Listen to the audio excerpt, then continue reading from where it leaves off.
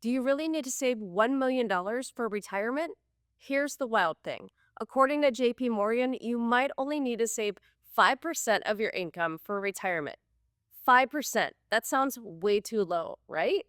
But when you actually look at the math, it actually makes sense. And if you're a queer household like mine, there are a few extra twists that we need to talk about. So today, I'm breaking down JP Morgan's retirement guide, the part that shocked me the most. They've built in these savings checkpoints based on your income. If you make under $90,000 a year, the target is 5%. If you make more than six figures or more, the target jumps to 10%. And that's way less than the 15, 20, or even 25% we always hear about. But here's the kicker. The whole system assumes something that could completely change your retirement. Let's unpack it because for LGBTQ plus households, the reality is often a little different. So why do they recommend 5% for some people and 10% for others? It comes down to how much Social Security replaces once you stop working. If your household earns $90,000 or less, Social Security does a lot of the heavy lifting. Think 70 to 80% of your income is covered by the system. That means even if you're only saving 5% a year, you can still hit those numbers you'll need. And honestly, let's be real. For a lot of queer folks, especially at lower income levels, it's already tough enough to save. Higher rent in safe neighborhoods, out of pocket healthcare, legal paperwork just to protect our families. Setting the bar at 5% makes it feel possible instead of impossible. For example, let's say your income is $60,000 a year and you manage to save 5%.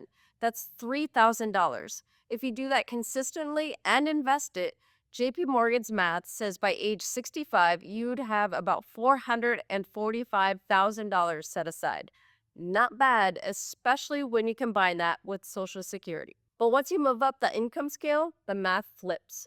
If you make 100,000 and 150 or even 200,000, Social Security replaces way less of your income, sometimes only 20%. That's why JP Morgan raises the target to 10%. Because once you hit retirement, your lifestyle depends way more on your personal investments.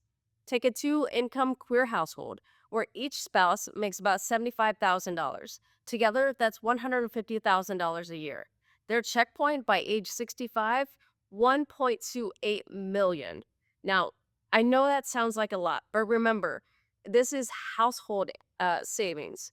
Both spouses together don't need to hit that $1 million each. That's a reality, that most important detail that often gets lost. And that leads me to something I love about these checkpoints. They bust the $1 million myth. You've heard all of the headlines like you need at least $1 million to retire. That is simply not true for everyone. JP Morgan's numbers show some households can do just fine with 400 or 700,000 depending on income and expenses. Others will need more. It's not a one size fits all. Now let's zoom out just for a second. JP Morgan did not pull these numbers from thin air. They assumed an 8.1% return with a 60-40 portfolio, 60% stocks, 40% bonds. They built in 2.4% inflation. They assumed you retire at 65 and live about 35 years in retirement. And when it comes to withdrawals, they used a modern update to the famous 4% rule. Instead of 4%, it's 4.7%. That means if you have a $500,000 saved, your first year's withdrawal would be about $23,000 adjusted for inflation each year. And here's where it gets interesting for queer households. Our expenses don't always look like the average American family. Gender affirming care, adoption fees, chosen family support, or moving to a safer state. Those are not line items on JP Morgan that built into their table. That means for us, 5% to 10% might be the floor, not the ceiling. We may need to save a little more to cover our unique things in our lives. But let me show you why timing matters just as much as the savings rate. Take our $60,000 earner again. If they retire at 65 with a $445,000 in savings and they claim Social Security early, their benefits would be about $23,000 a year.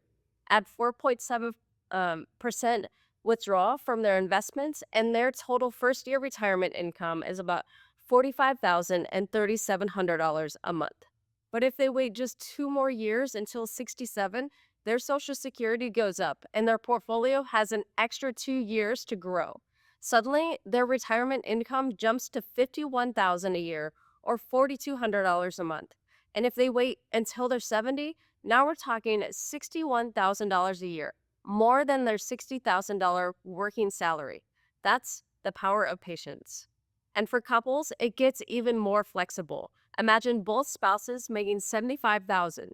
If they retire at 65 with $1.28 million invested, their portfolio can safely throw off about $60,000 a year.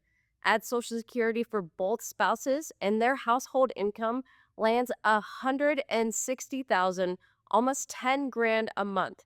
If they delay even until 70, it could climb even higher, closer to $160,000 a year.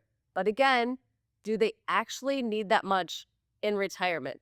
Probably not, especially if they are debt free and the house is paid off. That's why knowing your expenses matters more than chasing some arbitrary number. And here's the big takeaway: you do not need an arbitrary $1 million to retire. What you need is a plan that lines up with your income, your expenses, and your values. For some, that's 5%. For others, it's 10% or more. The checkpoints make retirement feel less like a guessing game and more like a clear, doable roadmap. So here's the bottom line: even if you're saving 5 to 10%, consistency over time adds up. Social Security will cover more for lower earners, less for higher earners, and queer households need to layer in our unique costs. Forget the headlines about needing $1 million. Build a plan that works for your household, not theirs. If you're wanting to build wealth together as a couple, check out my other video, The Queer Couple Money Plan. Hit that subscribe button, and I'll see you next time.